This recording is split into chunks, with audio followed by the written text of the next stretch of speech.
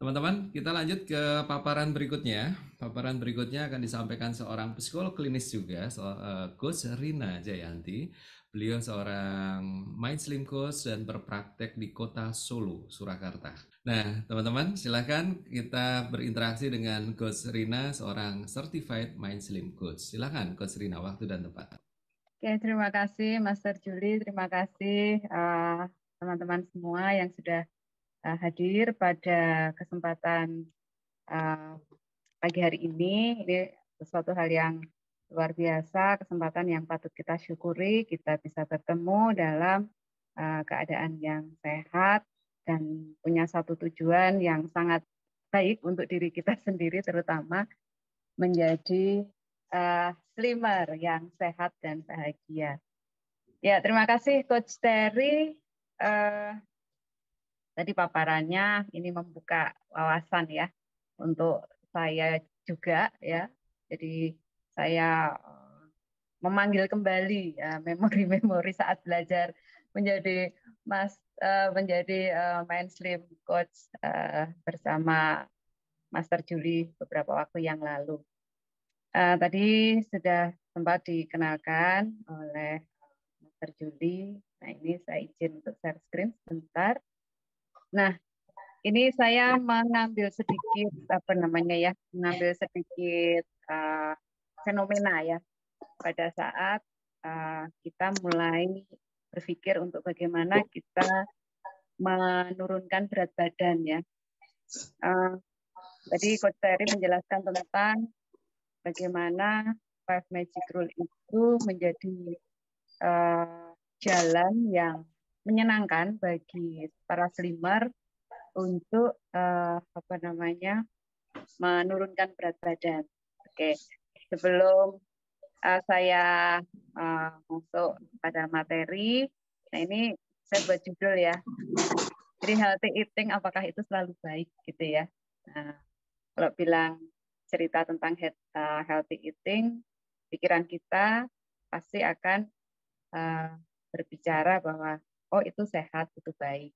Nah, tetapi sejauh mana itu memberikan sebuah dampak bagi diri kita. Nah, nanti sedikit saya akan sharing ya apa yang saya temui di ruang praktek. Oke, nah ini profil saya tadi sudah sempat dibahas oleh Master Julie. Saya psikolog klinis, saya juga praktisi hipnoterapi klinis. Kebetulan saya juga belajar NLP dan terakhir kemarin beberapa waktu yang lalu saya belajar bersama Master Julie untuk memperdalam bagaimana kita membantu para klien ya yang datang untuk bisa turun berat badan. Ternyata akhir-akhir ini menjadi sebuah fenomena yang yang cukup cukup menarik ya karena pandemi. Nah, ini cerita soal pandemi ini. 2 tahun pandemi itu ternyata banyak sekali merubah pola perilaku ya, karena semuanya serba online, semuanya ada dalam genggaman, bahkan kalau kita makan pun kita nggak usah repot-repot ya. Nah, akhirnya apa? Membuat kita menjadi mager, nah, dan itu kita mendapatkan sebuah kemudahan untuk ingin makan sesuatu ya, sehingga tanpa disadari lama-lama tahu-tahu timbangannya naik gitu ya. Nah itu salah satu hal yang memotivasi saya bahwa oh berarti ada sesuatu hal yang bisa kita upayakan untuk para klien turun berat badan ya. Tapi selain itu juga jauh sebelum itu saya juga sering mendapatkan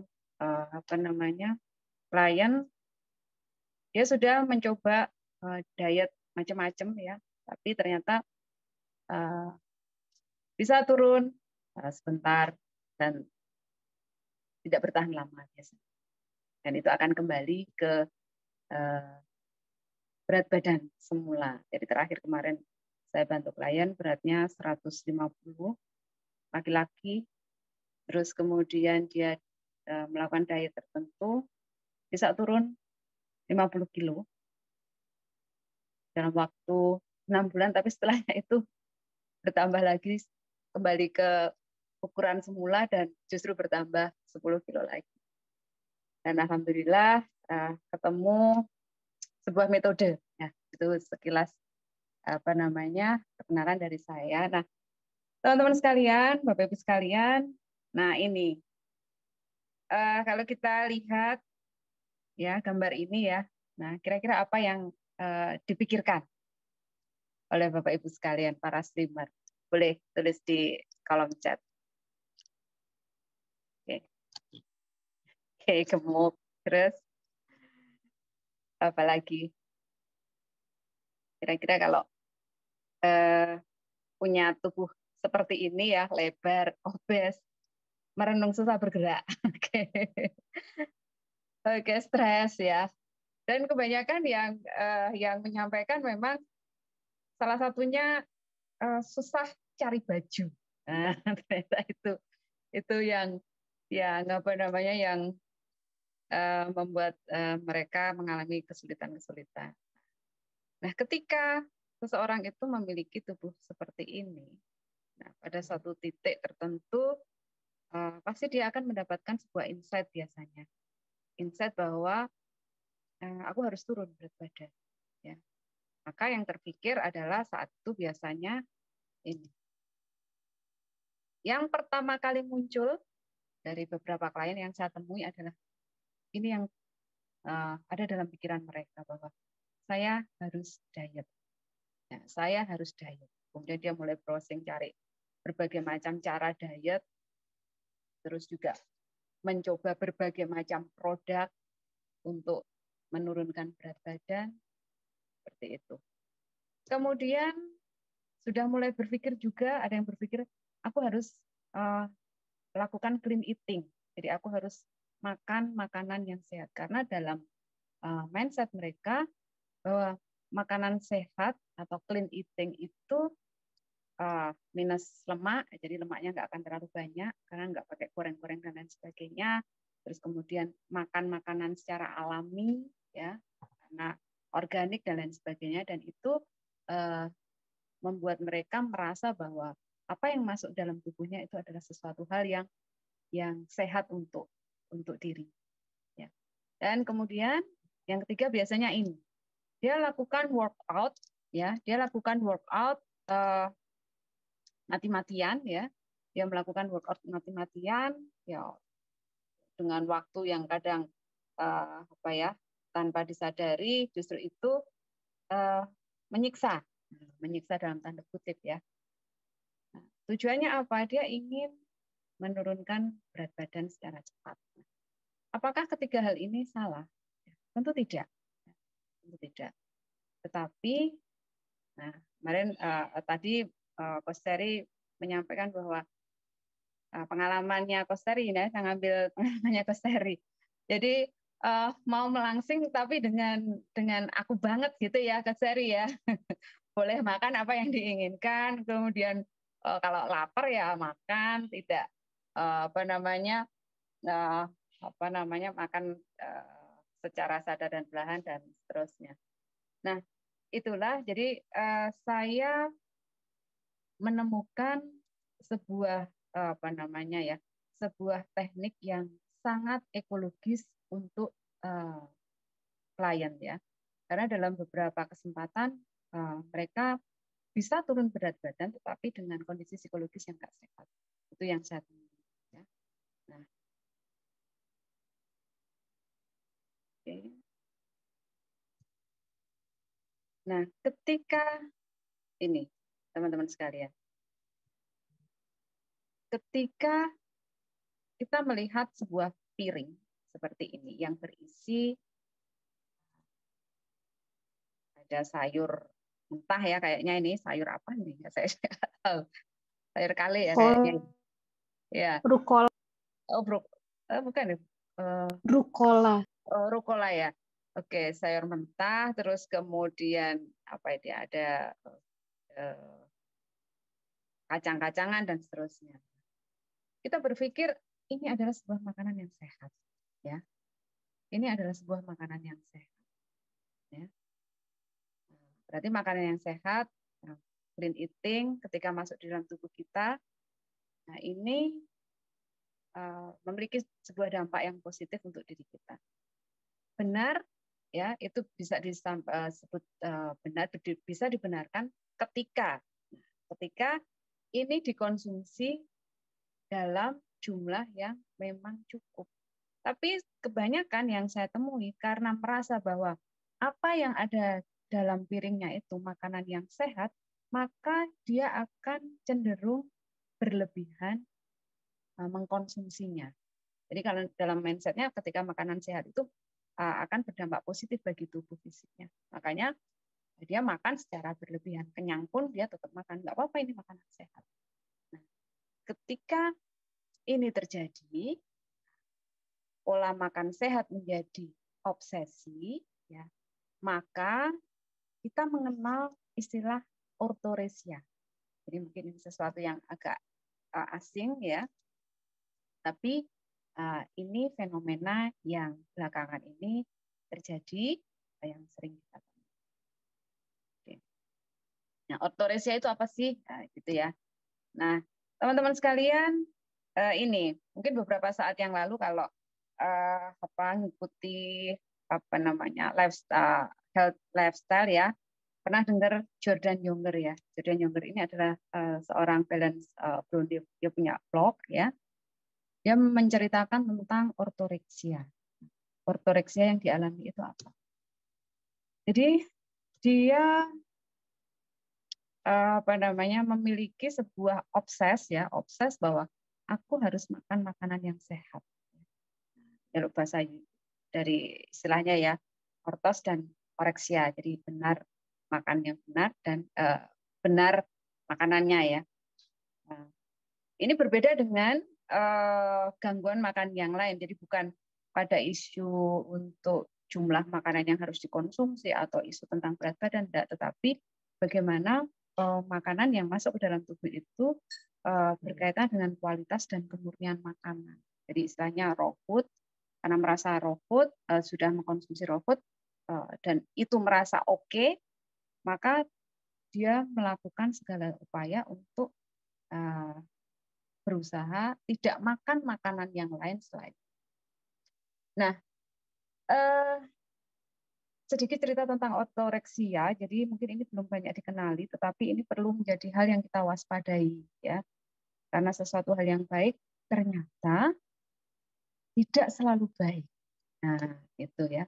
Jadi dalam berbagai penelitian menjelaskan bahwa ketika kita terobsesi, ya, maka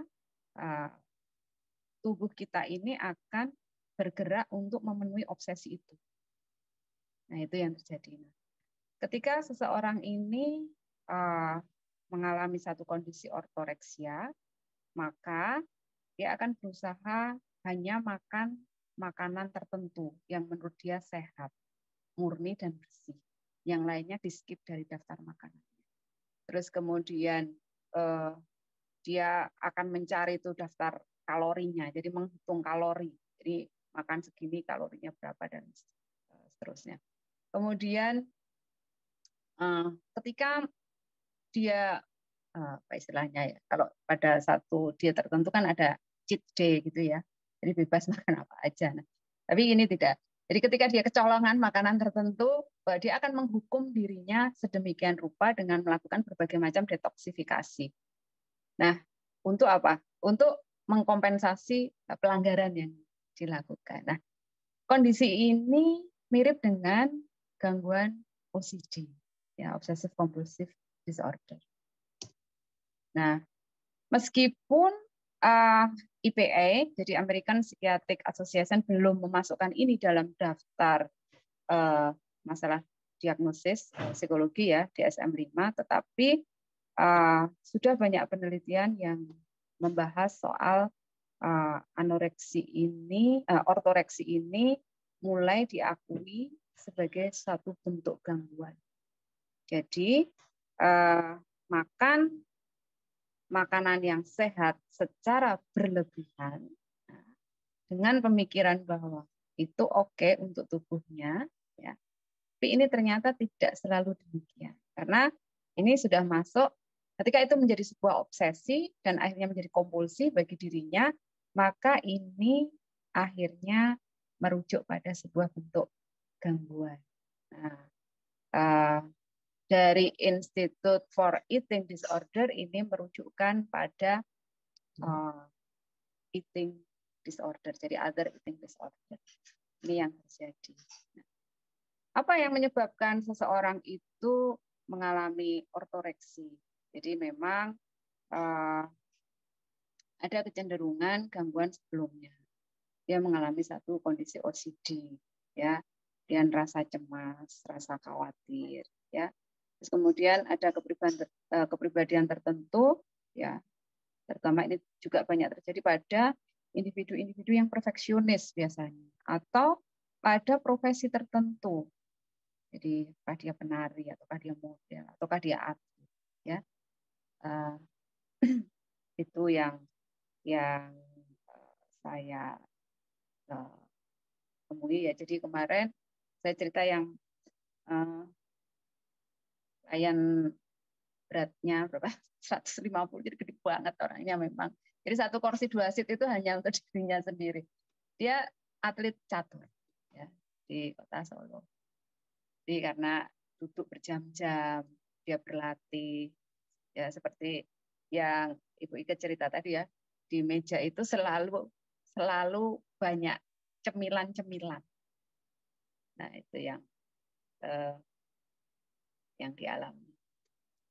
Oke, gejala ini saya skip aja. Tapi intinya begini, dia akan dalam kasus obsesif itu pikirannya itu selalu muncul bahwa saya harus makan sesuatu hal yang sehat.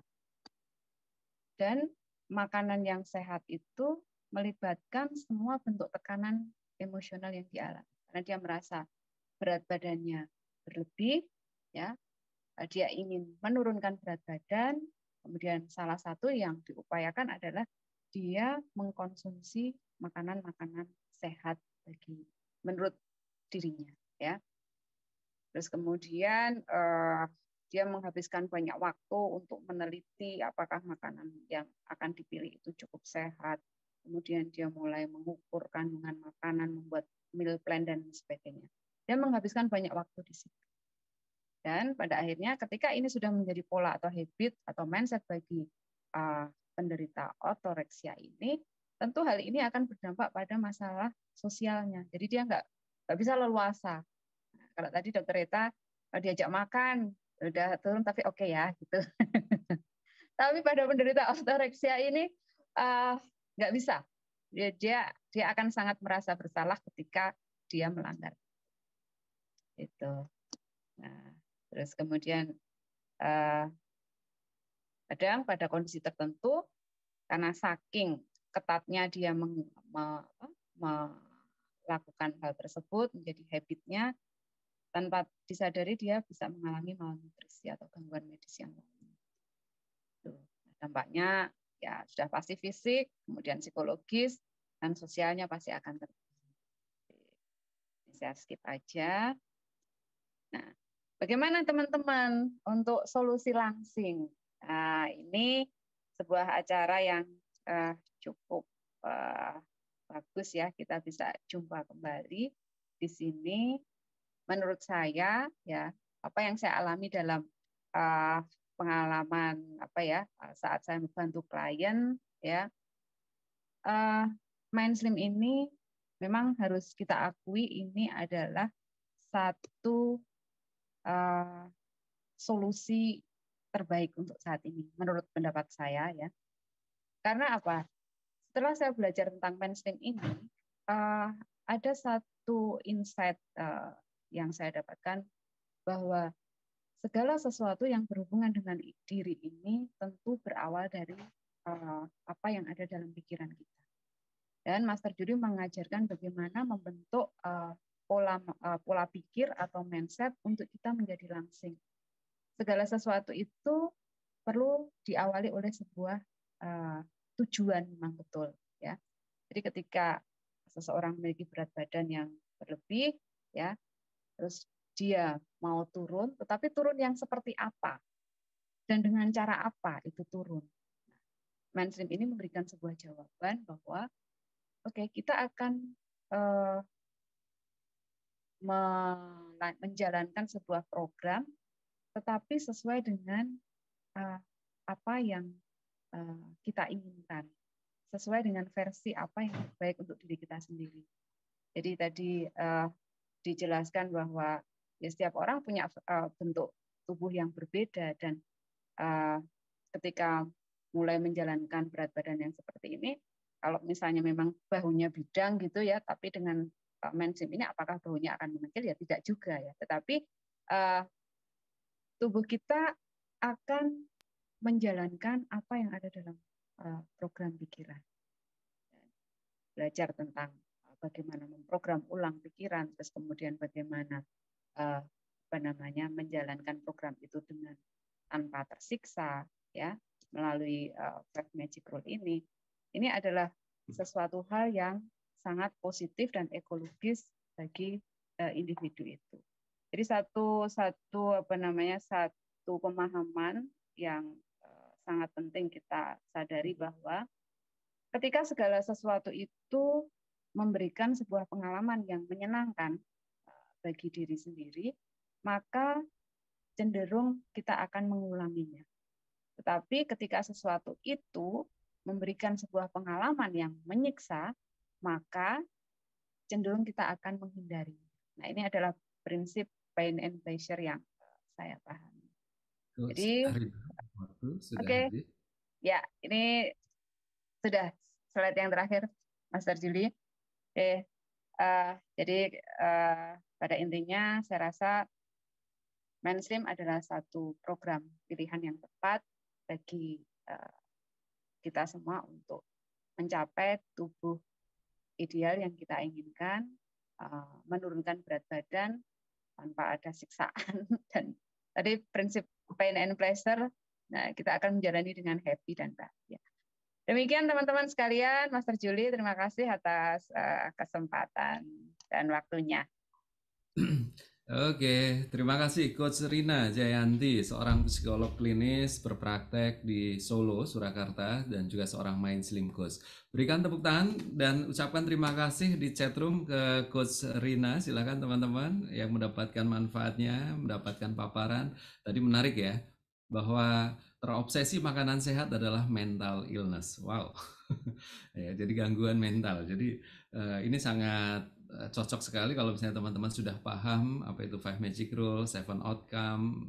Di sini Anda mulai dapat linknya, dapat pemahamannya. Ya, oke. Baik, tadi di pertama sudah dipaparkan materi dari Coach Terry, ya, seorang penulis buku My Weight is My Antibody, dan juga seorang profesional coach, ya, 22 tahun di korporasi, dan kemudian dilanjutkan oleh Coach Rina tadi, seorang psikolog klinis yang menyampaikan tentang terobsesi makanan sehat adalah mental illness. Dan sekarang kita lanjutkan kepada materi yang semakin hangat nih ya diskusinya. Nanti kayaknya di kepala teman-teman sudah banyak pertanyaan, silahkan tuliskan aja di chatroom, apapun nanti akan dibaca oleh para Mind Slim Coach kita. Nah, sekarang kita akan masuk ke materi berikut